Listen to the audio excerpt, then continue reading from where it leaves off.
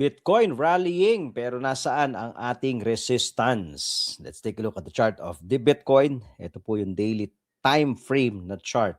If we're going to notice, meron tayong trend line na nabuo, upward sloping trend line. And according to our TIPI trading system, naglabas na siya ng box. Yung green box po na yan will be our resistance.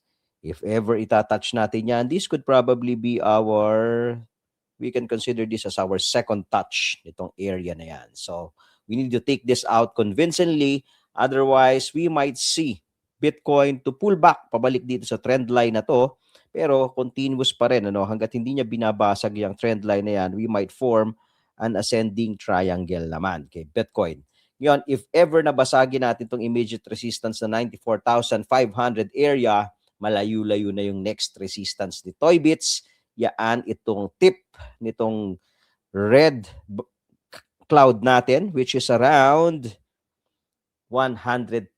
So, psychological number din yan. So, there's a probability na if ever babasagin natin itong 94.5, ang haharang sa atin is the 100K area ni Bitoy. As long as mag-hold tong trend line na to at hindi tayo magbe-break dito sa previous swing low natin na 85,000, we could still possibly see itong uptrend ni Bitcoin. Follow for more, Tito Boom.